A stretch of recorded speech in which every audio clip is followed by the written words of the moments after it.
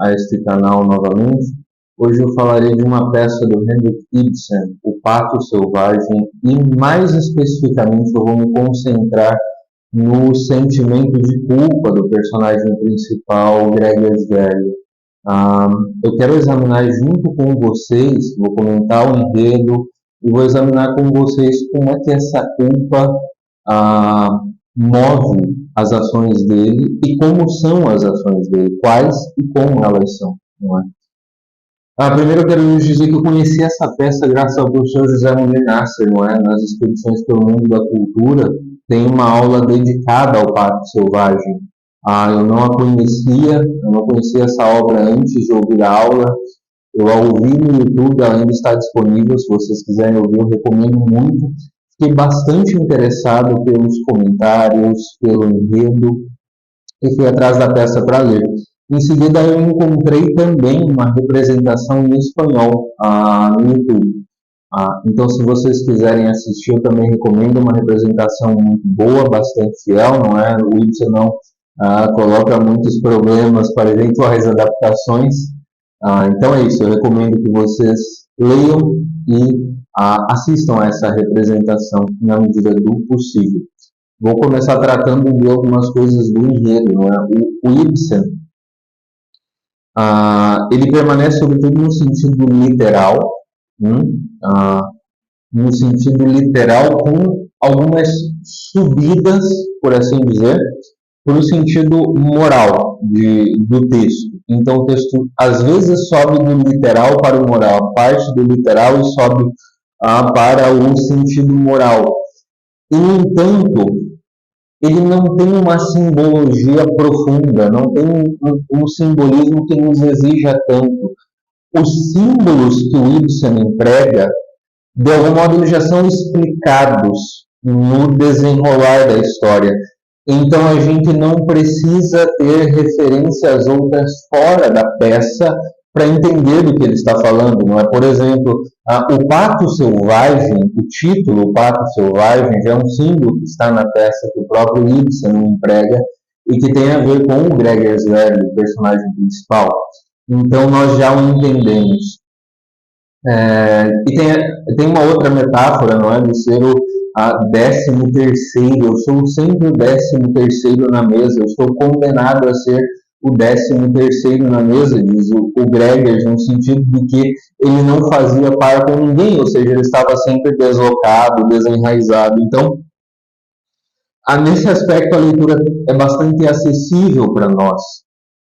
É uma leitura que me parece ter um insight psicológico muito importante, que é o sentimento de culpa, aqui entendido como sinônimo de remorso, e o que ele pode fazer conosco. A primeira cena se passa na mansão Werle. O Gregers é filho do Sr. Werle, cujo primeiro nome nós não conhecemos, mas que era um homem bastante rico, um homem que tinha uma indústria. No entanto, o filho vivia afastado dele. A gente vê pela conversa de alguns criados, um homem que trabalhava lá há muitos anos na mansão disse que só tinha visto o Gregers uma vez. Aí o Gregers tinha ido para longe, para as montanhas, para se afastar do pai. Mas ele se afastou do pai trabalhando para o próprio pai, aceitando ganhar apenas o mesmo salário que todos os funcionários, os outros empregados, e, no entanto, incitando os empregados contra o pai. Então, a coisa já começa por aí, né? Nessa primeira cena acontece um jantar, o jantar em homenagem ao Gregers, que volta ao Gregers, que volta depois de muitos anos, e o Sr. Werle faz questão de chamar o Hjalmar Ekdal.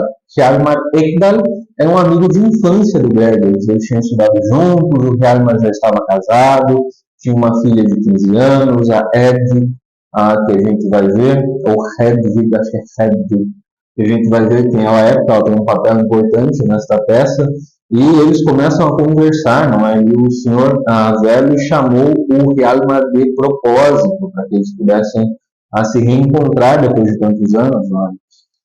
E aí o Gregers começa a se surpreender, porque o Hjalmar começa a falar muito bem do pai dele. A gente vai ver como o Gregers odiava o seu pai. Então, o Hjalmar começa a dizer que, bom, o senhor velho me ajudou, ele pagou um curso de fotografia para mim, ele me ajudou no meu casamento, o nome da minha esposa é Gina Hansen. Aí o Gregor já fica assim, Gina Hansen, não foi uma que trabalhou aqui em casa, numa época? E o Hjalmar diz, foi essa mesma. Aí o Gregor já fica todo, ele sabe. Por quê? O que nós sabemos? Nós sabemos que a mãe do Gregor tinha morrido já há alguns anos. Nós sabemos ainda que ela e o Sr. Very não se davam nada bem e que provavelmente ela tinha problemas psicológicos. Nós não sabemos quais. E tampouco sabemos se são psiquiátricos ou psicológicos, ou as duas coisas ao mesmo tempo. Enfim, se ela tinha alguma patologia mesmo. O fato é que a vida deles era um inferno e ela lançava sucessivamente acusações contra o Sr. Velho. O que nós sabemos acerca dele e da Gina? Que em um momento, quando ela era jovem, ela se entregou a ele porque a mãe dela começou a pressioná-la a fazer isso por causa do dinheiro dele, porque ele poderia ser um apoio financeiro na vida das duas. Fora isso, nós não sabemos mais nada do desvio de caráter do Sr. Velho. Nós não sabemos se essas acusações que a mãe do Gregor tinha feito eram verdadeiras, porque a única coisa que a gente sabe é essa da Gina Hansen. E tem outra coisa também, que o tenente Ekdal, que é pai desse amigo do Gregor, o Hjalmar, ele tinha perdido a patente do exército de tenente, tinha praticamente caído na miséria, e era o senhor velho quem o ajudava. Por quê? Porque ele foi condenado por uma fraude fiscal numa sociedade constituída junto com o senhor velho. O senhor velho também foi julgado e foi inocentado da acusação perante a justiça. Na cabeça do Gregor, é óbvio que ele tinha culpa de tudo isso e que se ele ajudava o Hjalmar Ekdal era para tentar compensar o que tinha feito pelo pai. E ele também ajudava o velho tenente Ekdal. Então, era tudo para mitigar um pouco a sua própria culpa, para tentar passar um pano naquilo que ele tinha feito. Na cabeça do Gregor. De novo, a gente não sabe, o leitor não tem essas informações. Isso fica ambíguo. Pode ser que em parte as acusações sejam reais, ou pode ser que o único erro que ele cometeu, o deslize que ele cometeu, a coisa errada que ele fez foi com a Gina Hansen, foi trair a esposa com a Gina Hansen. Gregor tem uma rivalidade imensa com o pai, um sentimento de culpa. Depois que o jantar termina, ele vai conversar com o Sr. Velho, aí ele fala do casamento do Hjalmar e ele começa de novo a fazer as acusações e o Sr. Velho olha para ele e diz, olha, como se eu estivesse ouvindo a sua mãe, não é? Você sempre teve uma consciência doente desde a sua infância, veja.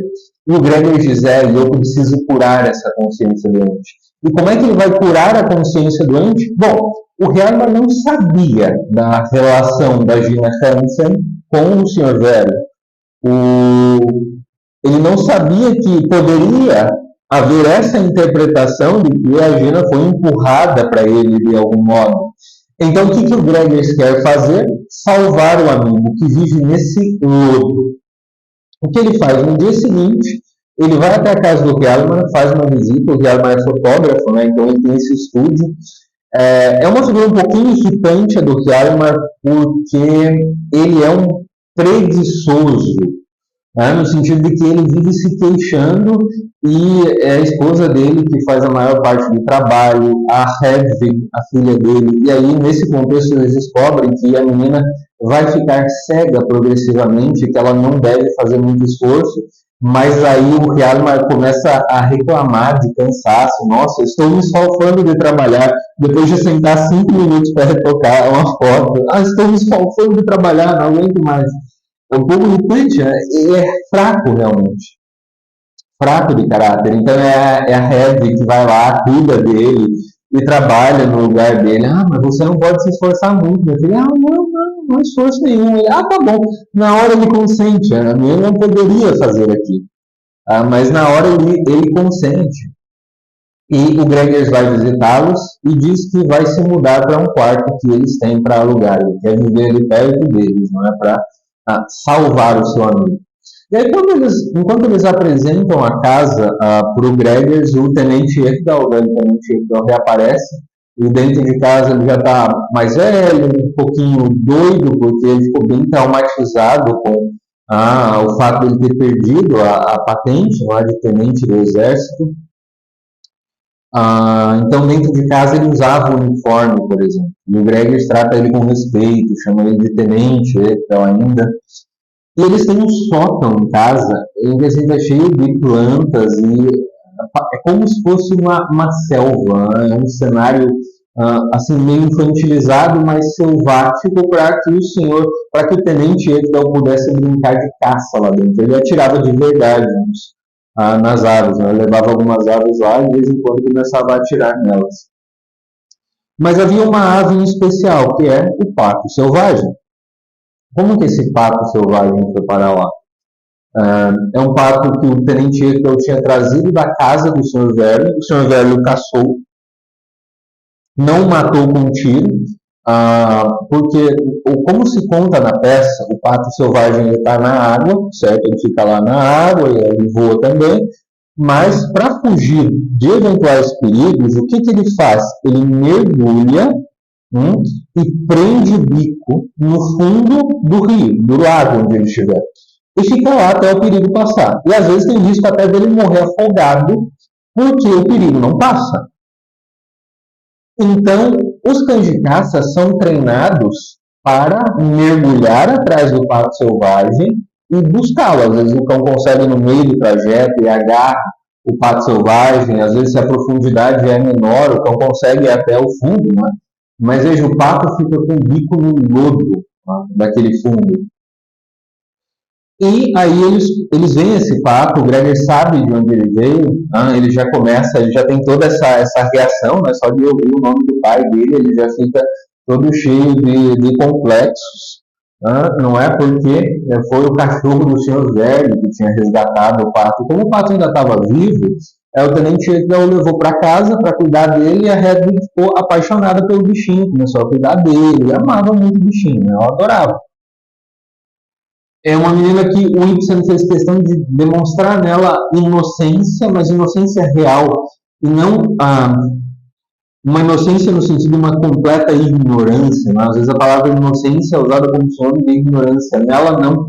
É uma personagem que ela tem essa maturidade de acordo com a idade dela, perfeitamente aliada à inocência. O Ibsen conseguiu fazer isso, até pelo destino triste, eu acho, que ela teve depois, mas isso aumenta um pouco o problema da conduta do Gregers, que eu vou comentar em seguida. E eles começam a conversar e, de repente, o Gregers começa a reclamar do próprio nome. Eu tenho nojo do meu nome, eu tenho nojo de ser Gregers Verle, eu não sei o que, essa coisa assim. Se você não... Aí o Hjalmar começa a rir, porque ele não entende o que o Gregers está reclamando do próprio nome e tal. O Hjalmar começa a rir e fala assim, mas se você não fosse o Gregers Verle, quem você gostaria de ser? Aí ele, um cão. Um cão? É um cão. Um cão de caça, um cão esperto, capaz de mergulhar até o fundo do lago, enfiar a boca no lodo e resgatar o pato selvagem que está preso lá e todo enlameado. É o que ele queria fazer com Hjalmar. Porque o que ele entendia? Que aquela família do Hjalmar tinha nascido num lodo. Que a mentira em que eles viviam, ou seja, a traição da Gina Hansen, o fato do Sr. Verle ter empurrado ela para o Hjalmar, aquilo era uma mentira originária daquela família. Então, todos os sentimentos nascidos da inconsciência disso, ou da enganação, seriam prejudiciais, e o Gregor tinha que resgatar o amigo, salvá-lo disso. E nessa mesma cena, eu acho que pouco depois, não me lembro, acho que é pouco depois que eles têm essa conversa do Gregor dizer que queria ser um cão e tudo mais, a Gina e a Hedwig estão sozinhas, não é? E aí a Gina diz para a filha, olha que esse sujeito é meio esquisito, né? É meio estranho, não sei, não gosto muito dele. Aí a Hedwig diz um negócio que é fundamental para a gente compreender tanto o caráter do Gregers quanto o destino da própria Hedwig. que ela diz assim: é como se ele quisesse dizer o contrário do que diz o tempo todo. Vejam que a inocência dela é aliada a uma percepção muito grande, né? Porque as outras pessoas ele parece que não entendem muito bem, exceto um outro personagem chamado Fallon, que a gente já vai ver. Mas a Hedwig já capta alguma coisa dele, embora, claro, ainda não tenha maturidade suficiente para levar aquilo até as últimas consequências, né? Ou seja, se é como se ele quisesse dizer o contrário do que diz o tempo todo, ele tem uma linguagem demoníaca. E esse nojo do próprio nome que o Gregers expressa, e vejam a vontade de ser um cão, ali é interessante, né? Porque parece que ele não se dá conta, mas ele quer ser o cão do próprio pai, né? Esse nojo do próprio nome revela um autodesprezo que o Gregers tem. Esse autodesprezo é a manifestação da culpa. O Gregers quer se livrar do pai, destruindo-o, porque é interessante que ele parece tentar colocar esse motivo pelo qual viver fora dele, não é? Não tem como colocar esse motivo em mim, eu preciso encontrar sempre um motivo maior, mas é interessante que, pelo que a gente vê, com relação ao Hjalmar, e tanto que a gente sabe, em se tratando do trabalho dele para o próprio Sr. Werle, os únicos objetivos de vida do Gregers, por acaso, tem a ver com prejudicar o pai. Isso já é interessante. E agora eu vou falar um pouquinho do sentimento de culpa e como ele se manifesta nas ações do personagem. Há dois momentos em que o Gregers toma medidas assim radicais para salvar o amigo. O primeiro é depois dessa primeira cena em que ele está com o pai, dialogando com o pai, então ele é movido pela raiva e pela culpa, e aí ele vai direto para a casa do Hjalmar, ele diz que já vai se mudar para o quarto que eles têm para alugar, não é? E a segunda é, depois de uma refeição em família, ou enquanto eles estão fazendo uma refeição, o Sr. Werle aparece na portaria e pede para falar com o Gregers. É a segunda e última vez que eles dois contracenam na peça. E adivinha o que aconteceu depois? Bom, o Gregers fica com raiva, o Gregers diz ao pai dele: você destruiu a minha vida, e imediatamente depois ele sobe e já pede para falar com o Hjalmar. Então eles saem para uma caminhada e o Gregers conta ao Hjalmar que a Gina tinha sido amante do Sr. Werle. Esses são os momentos em que ele age, percebam? Para salvar o amigo. De novo, parece que mais que salvar, ele pretende destruir o seu algoz. E tenhamos em mente a culpa dele. Sempre. É interessante que o Gregor só acusa. Ele faz em nome da verdade, porque ele não aceita viver na mentira, não aceita que o amigo viva na mentira, não é? Tem um outro inquilino lá nessa casa dele, chamado Relling, como eu disse, que ele era um médico. E aí o Hjalmar está sempre muito melancólico, reclamando, não sei o quê, não sei o quê. Aí o Helen vai lá e fala: nossa, que família linda que você tem, né? Que lindo isso, que bom é estar em família. E aí o Hjalmar se anima todo, porque ele fala assim: nossa, é verdade, né? Minha esposa é tão boa, minha filha é tão boa. Aí ele começa a ficar feliz. E aí o Helen olha para o Gregor e fala: não é bom estar assim numa refeição em família? Para o Gregor, que provavelmente nunca teve isso na vida. E o Gregers fala: eu tenho nojo de respirar esse ar fétido do nada na mesa de família. Imagina que desproporcional esse comentário, né? O cara não fica assim: o que está acontecendo? Respirar esse ar fétido, o que é isso? De novo, ele quer livrar o amigo da mentira. Será mesmo? Será que ele sentiu quando ele estava ali presenciando algo que ele mesmo nunca teve? E que ele sentia uma raiva imensa por não ter experimentado.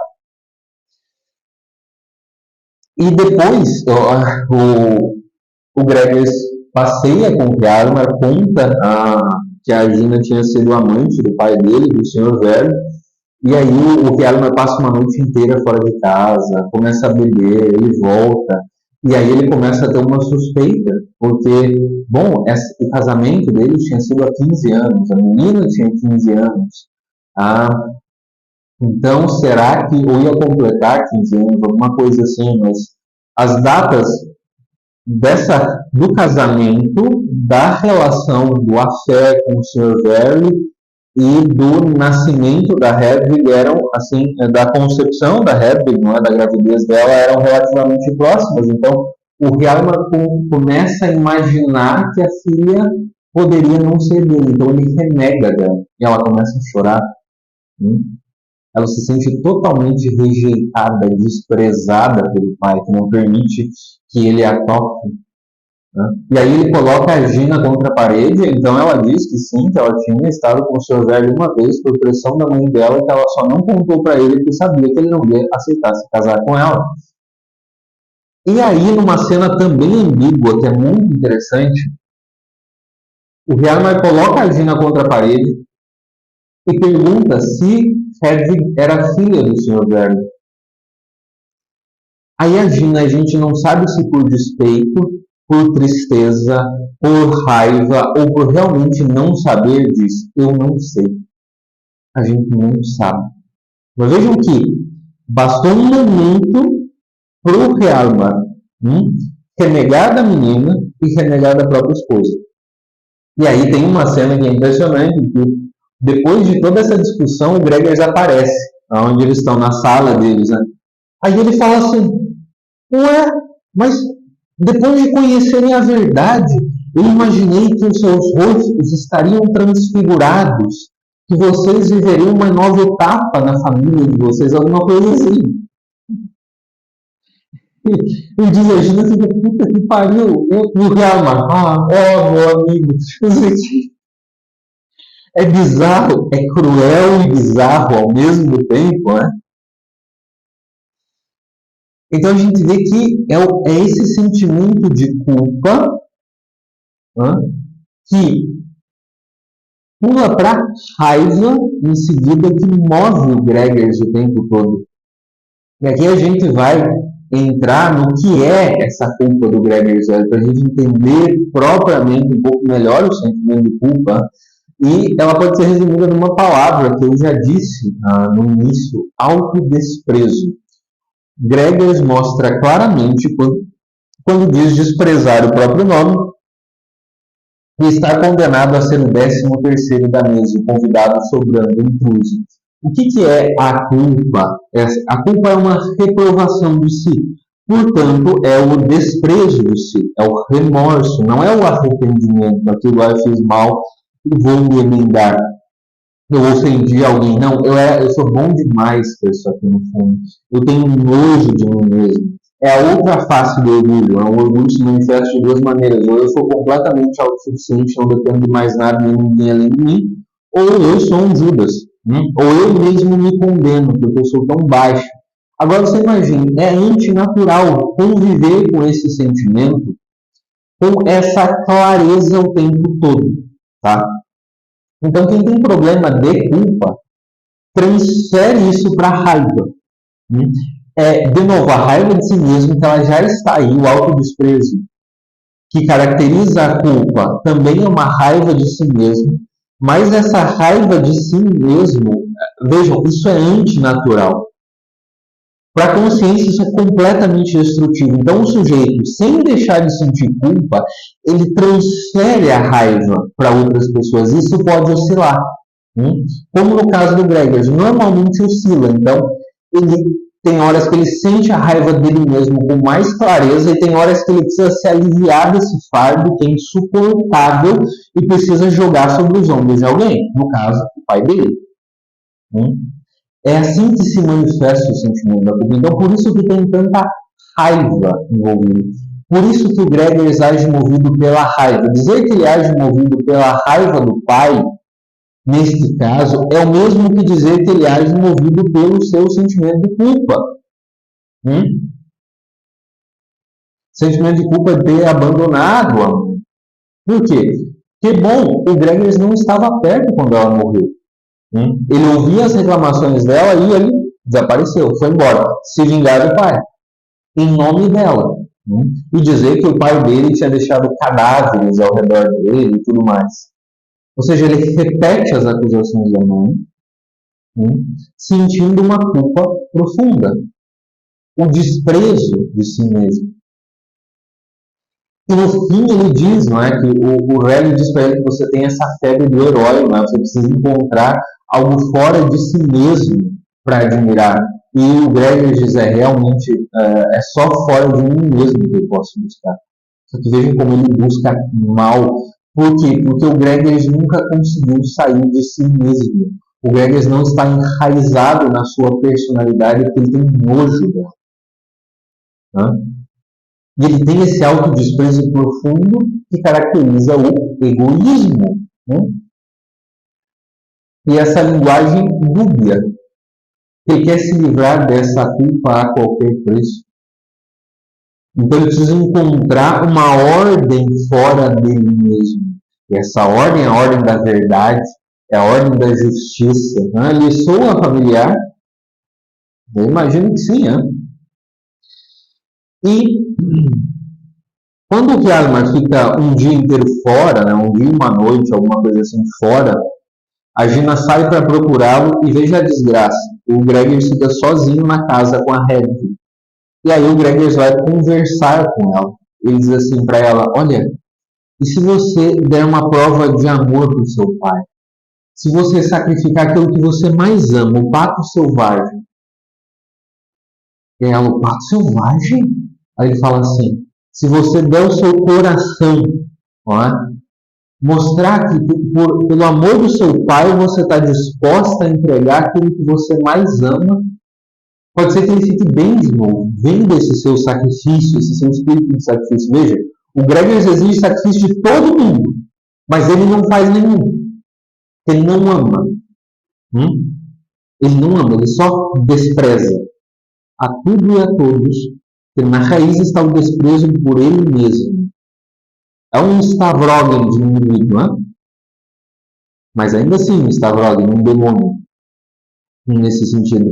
Aqui o Dostoiévski deu a expressão, não é como diz o padre Castellani, Helena Girard vai na mesma linha, o demônio dos demônios é o Stavrogen, não é? E aqui o demônio é o Gregers. Isso foi antes do Hjalmar ter voltado e renegado da Hedwig, né? Ele tinha sumido. Ele não tinha rompido com ela. Ele não tinha recusado nenhuma manifestação de afeto para ninguém.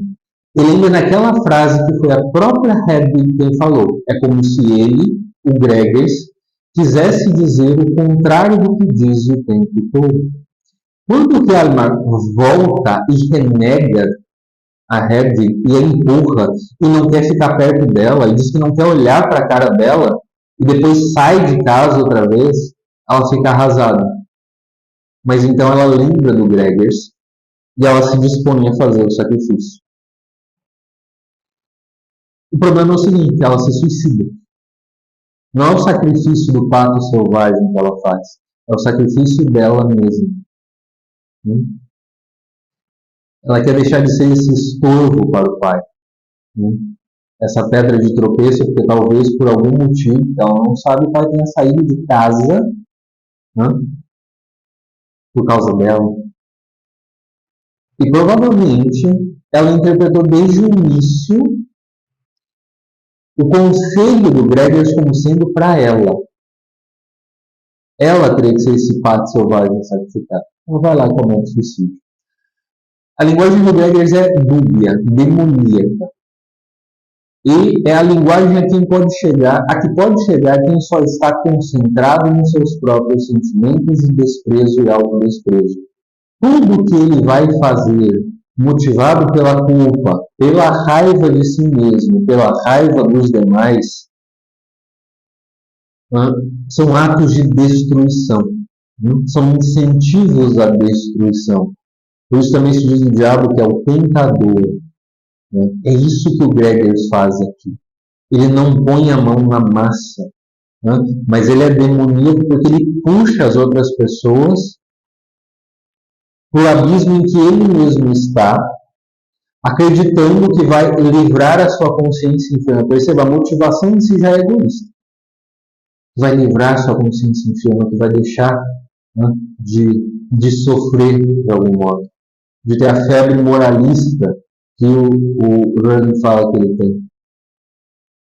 E essa é a linguagem dúbia, a linguagem demoníaca, que se traduz numa expressão do Marquês de Bradomín, o personagem do Valle Inclán, que é no amar a los demás e despreciar-se a si mesmo, que é o contrário do mandamento evangélico, amar a Deus sobre todas as coisas e amar ao próximo como a si mesmo, no amar a los demás e despreciar-se a si mesmo. É nisso que o Gregers cai. E é esse o mecanismo da culpa. É esse o mecanismo da culpa. É o completo desenraizamento de quem se é. O ódio a si mesmo, que busca, nas mais diferentes atitudes, a destruição própria, a autodestruição, e que nessa constante busca por autodestruição, como eu disse, isso é tão antinatural que a nossa estrutura psíquica não consegue suportar, de modo que a raiva de si, ela precisa revezar, por assim dizer, com a raiva do outro. Então, os atos de autodestruição se tornam atos para destruir o outro também. Vejam, então, aqui a gente pode pensar de novo no mandamento evangélico.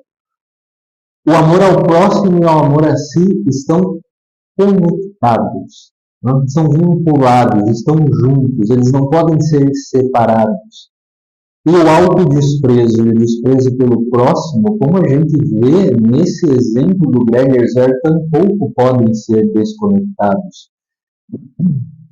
Qual seria o remédio do Gregers? Uma autoestima elevada, em parte, mas autoestima elevada, ou seja, deixar de desprezar a si mesmo viria como fruto.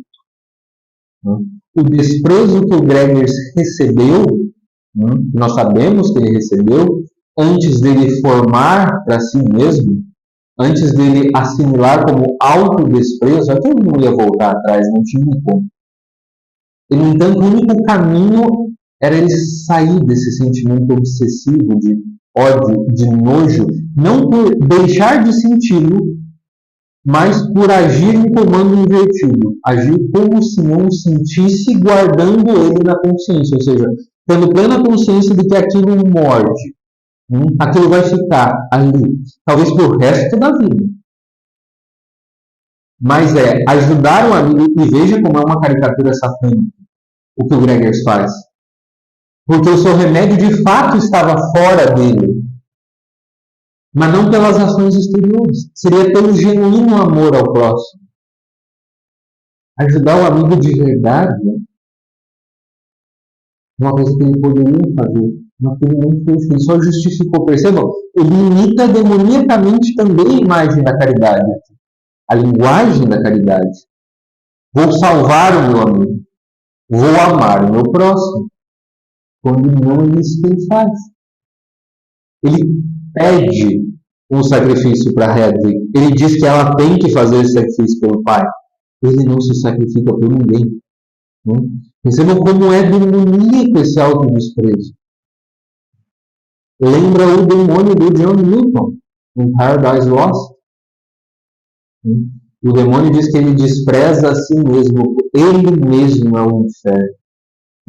A sua própria existência para ele é o inferno. Eu percebo como a gente pode até entender um pouco entender um pouco do que o tentador faz e de como nós podemos participar no papel do tentador, muitas vezes. Então, por esses e outros motivos, amigos, que esta peça de Ibsen, ela é muito importante para mim, me parece excelente. Ela nos traz coisas muito interessantes sobre a culpa. Ela nos desvela coisas importantes sobre o mecanismo da culpa em nós.